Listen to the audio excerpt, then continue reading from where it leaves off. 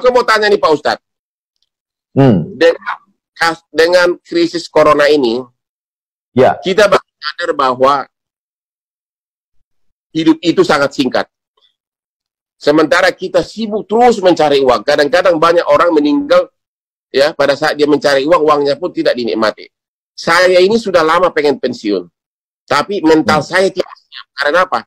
Setiap saya mau istirahat, ada perkara baru, honornya 2 miliar. Ada perkara ini, honornya 3 miliar. Akhirnya nggak jadi pensiun. Pertanyaan saya kepada Pak Ustadz, apa yang harus saya yakini agar orang itu rela meninggalkan duniawi dan benar-benar bahagia hidup menikmati dirinya? Kalau yang saya yakini, Bang Hotman, ya, bahwa pesan Nabi Muhammad, kalaupun kau punya 1 lembah dari emas, kau akan minta 1 lembah lagi, kan? Jadi ada gunung, di bawahnya emas semua, itu kau akan minta 1 lagi sampai mulutmu disumbat panah. Jadi nggak ada pernah puasnya, terus kurang. Macam orang haus minum air laut, kurang. Jadi sebenarnya kepuasan itu ada ketika kita memberi.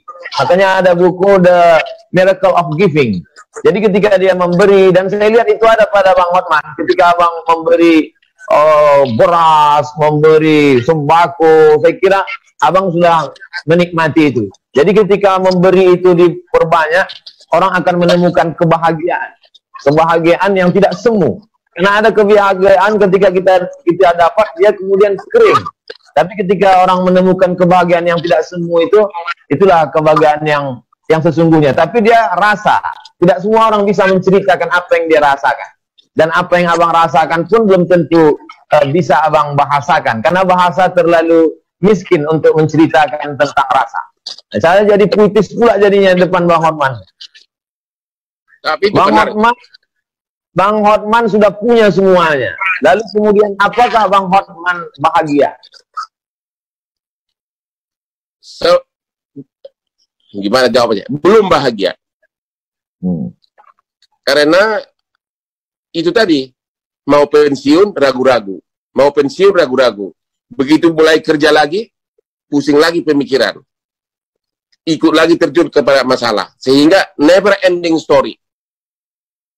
Itulah yang saya tanya, bagaimana meng-cut off, ya udah that's enough, tapi susah. Anak saya 3, semuanya pengacara muda. Saya perlu bimbing juga, karena pengacara itu tanpa jam terbang, tanpa benar-benar bekerja nanganin kasus, susah menjadi ahli. Orang boleh bergelar profesor doktor, tapi belum tentu bisa bikin surat kuasa, belum tentu bikin surat gugatan. The only way adalah dengan jam terbang yang tinggi. Itulah yang saya nggak bisa tinggalin. Tapi bahagianya ya semu. Abang pernah merasa sulit dalam hidup? Apa yang paling tersulit saat menjalani hidup? Saya kebetulan dari kecil bukan dari keluarga miskin, termasuk orang yang berada untuk ukuran kecamatan. Saya tidak pernah susah hidupnya dari segi keuangan. Saya bersepuluh bersaudara, 6 orang sarjana murni, orang tua yang salah sekolahkan ke Unpar Parahyangan. Yang tersulit saya alami adalah ya hampir pernah mau bunuh diri waktu saya dari kantor pengacara internasional Andan Buyung oleh Profesor Subekti waktu itu yang menulis KUH Perdata. Saya diminta masuk ke Bank Indonesia, pindah ke Bank Indonesia. Gubernur Bank Indonesia yang sekarang adalah satu angkatan sama saya. Tapi pada saat itu saya melihat saya tidak punya masa depan di sana. Nggak bisa kaya Pak di sana. Itu antara lain yang saya lihat waktu itu. Kedua, saya sarjana hukum, disuruh belajar hitung dagang, disuruh belajar neraca. Memang namanya bank kan. Disitulah saya menjadi pesimis. Karena terus-terusan stres hari demi hari, akhirnya hampir waktu itu minum Baygon. Tapi saat saya mau minum Baygon, tiba-tiba saya mendengar tukang beca di depan rumah yang sedang bermain gaplek bisa ketawa-ketawa. Di situ saya sadar, tukang beca bisa ketawa-ketawa, sedangkan saya pegawai Bank Indonesia sarjana hukum tidak mau bunuh diri. Sejak itulah tekad bahwa I have to do it. Saya harus pilih pekerjaan yang saya suka, and I will do it the maximum way, dan berhasil. Di tengah keberhasilan abang melewati masa-masa sulit segala macam, apa yang belum tercapai? Yang belum sebenarnya, pertama saya tidak pernah tertarik jadi pegawai negeri, tidak pernah tertarik jadi DPR, tidak pernah tertarik jadi menteri. Jadi sebenarnya saya sudah hampir tercapai semuanya. Sekarang yang belum tercapai adalah bagaimana 3 anak saya jadi pengacara benar-benar berkualitas. Yang kedua, agar saya bisa pindah ke Bali dengan tenang, bisa tiap jalan pagi melihat berbagai pemandangan wanita cantik sambil olahraga, ya kayak begitulah, mau hidup tenang di Bali. Hanya itu tujuan saya terakhir. Tidak mau jadi pejabat dan tidak tertarik. Mau menikmati hidup. Benar, menikmati akhir hidup. Hidup tidak bisa ditambah, Bang Hotman, tapi kita bisa membuat hidup lebih berkualitas. Ya. Keyakinan saya mengatakan hidup sudah ditetapkan Tuhan, sehingga ketika dia datang kita tidak perlu takut dan kecewa, karena kematian itu pasti datang. Ketakutan tidak memperlambat kematian, keberanian tidak mempercepat kematian, tapi kita bisa membuat sisa hidup ini berkualitas. Mudah-mudahan sisa hidup Bang Hotman dan kita semua berkualitas, baik, bermanfaat buat orang banyak. Di antara 2 orang ini, Opung Binahar Hutapea dan Rusmina Tiobinur Simanjuntak, siapa yang paling berpengaruh dalam hidup abang? Wah, data saya dapat benar ya, sampai nama bapak saya tahu ya. Oke, yang paling berpengaruh adalah dua-duanya IQ tinggi, saya tahu itu. Tapi yang paling berpengaruh dalam hidup saya adalah ibu saya. Ibu saya itu, waktu saya kecil, kami 10 orang bersaudara, dia bisa beli ikan mujahir 1 ember tiap minggu ke pasar. Ikan mujahir itu disup tiap hari dan dikasih ke anaknya, dan selalu dengan pesan agar kau pintar di sekolah. Dia percaya, walaupun dia orang kampung, dia percaya bahwa makanan turut membantu IQ. Dia bisa sogok saya agar makan daun pepaya, makan telur. Jadi benar-benar ibu saya adalah yang paling berkesan dalam hidup saya. Cuma pada saat ada satu hal yang paling saya sesalkan, yaitu sesudah saya sukses, saya sering keluar negeri ditemani oleh ibu saya untuk check up ke rumah sakit.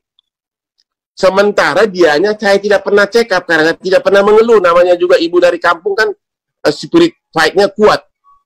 Ya. Padahal dia sudah menderita darah tinggi. Padahal darah tinggi kan sebenarnya gampang diobatin. Akhirnya apa? Tiba-tiba jatuh di kamar mandi, pecah pembuluh darah. Itulah penyesalan yang saya tidak bisa maafkan diriku. Dia bisa berjam-jam temanin saya di rumah sakit di Mount Elizabeth di Australia untuk check up diriku di rumah sakit. Sementara dianya tidak pernah saya check up. Itu aja penyesalannya, Pak Ustadz. Ini sudah mendekati jam 10, Bang Hotman. Saya takut kalau lewat nanti dihitung per detik. Jadi Pak Ustadz, ada di ujung penghujung acara ini ada syair yang mau saya bacakan. Ya. Saya mau melantunkan tapi takut suara saya putus-putus. Jadi saya bacakan aja. Ya. Molo adung nasalah manang na urang pambani haki. Saya anju mau. Mana tahu selama acara ini ada kata-kata tidak berkenan, cara menjawabnya tidak hormat, tidak sopan. Mudah-mudahan kita tidak tersinggung dan tidak merusak perasaan. Jawaban saya sama dengan bahasa Batak lagi, dang adong nasala. Dang adong nasala, dak pola perlu anjuan, karena tidak ada yang salah, tidak ada yang perlu dimaafkan gitu loh. Itu artinya itu. Terima kasih Bang. Ada yang mau Bang Hotman klarifikasi, karena banyak sekali thumbnail yang ingin Abang klarifikasi pada momen ini. Silakan. Ya, sebenarnya sih banyak titipan pesan kepada saya, menanyakan inilah, tapi karena saya lihat berbau terkait dengan agama, saya tidak mau membahasnya di sini. Mungkin ada banyak pesan ke saya. Tolong tanyakan kepada Ustadz atas ucapan-ucapannya masa lalu yang seolah-olah menyindir agama lain. Tapi kan Pak Ustadz tadi udah jawab. Ya itu aja klarifikasi. Ya. Saya ucapkan banyak terima kasih kepada Bang Hotman. Salam untuk Ibu Agustian Marbun. Ya, salam, dengar kok. Sukses selalu. Mudah-mudahan kita bisa ketemu di lain kesempatan. Kalau datang ke Pekanbaru, jangan lupa kontak-kontak. Ketemu insya Allah. Terima kasih Pak Ustadz, Sobat. Terima kasih, sampai ketemu. Ya, nanti saya datang ke Pekanbaru, akan saya cari langsung Pak Sobat. Ya. Amin. Oke, saya Terima kasih banyak. Terima kasih. Salam. Selamat malam, Bang Oman.